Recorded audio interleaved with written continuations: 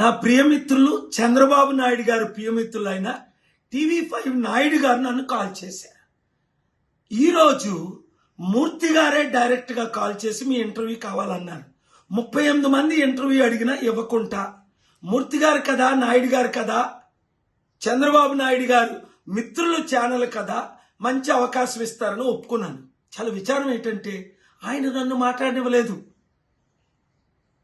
ప్రవీణ్ పగడాల హత్య అని 100 మంది 1000 మంది రుజువులతో ముందుకు వస్తున్నారు. అది ఇన్వెస్టిగేట్ చేయాలి. ఇప్పటికి 22 ప్రశ్నలు అడిగాను. ఆ 22 ప్రశ్నలకి ఒకటానికి జవాబు లేదు. ప్రవీణ్ తాగుబోతూ ఆయనే తాగేశాడు, పోలీసు ఆయన్ని పట్టుకున్నారు అంటున్నారు. మరి చట్ట ప్రకారం పోలీసు పట్టుకున్నప్పుడు ఏం చేయాలి? ఆయన అరెస్ట్ చేయాలి, ఆయనకు ఫైన్ వేయాలి, ఆయన్ని కాపాడాలి, ఆయన్ని తొక్కకుండా మోటార్ సైకిల్ డ్రైవ్ చేయకుండా చూడాలి.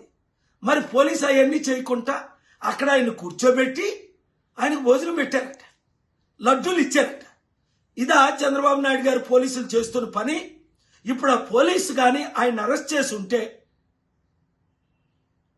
ప్రవీణ్ యాక్సిడెంట్ అవ్వకుండా ఉంది కదా.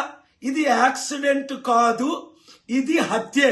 ఇలాంటి ప్రశ్నలు ఎన్నో ఉన్నాయి.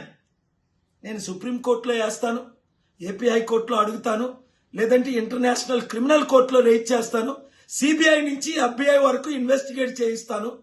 ఇవన్నీ నేను చేయక ముందే సత్యం బయటకు వచ్చి ఆ పోలీస్ ఆఫీసర్ ఎవరు, అక్కడ ఉన్నది అది ప్రవీణే కాదు అని తన సొంత సిస్టర్, తోడబుట్టిన సిస్టర్, 25 సంవత్సరాలు కలిసి పెరిగిన సిస్టర్ చెప్తుంది.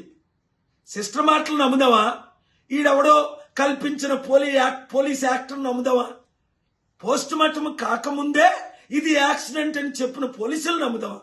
అందుకే ఎవడు పోలీసులు నమ్మట్లేదు, మంచి పోలీసులు ఉన్నప్పటికీ.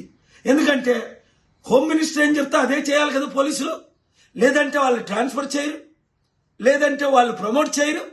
ఇదే జరుగుతుంది. అందుకనే కోర్టుల మీద, పోలీసుల మీద ప్రజలకి నమ్మకం పోయింది. ఆ నమ్మకం తీసుకురావడం కొరకే చంద్రబాబు నాయుడు గారు దీన్ని పూర్తిగా ప్రాపర్గా ఇన్వెస్టిగేట్ చేయించి ఇప్పుడున్న పోలీసుల్ని తప్పించి రాష్ట్రాన్ని కాపాడాలి. 20 కోట్ల క్రైస్తవులకి న్యాయం చేయాలి.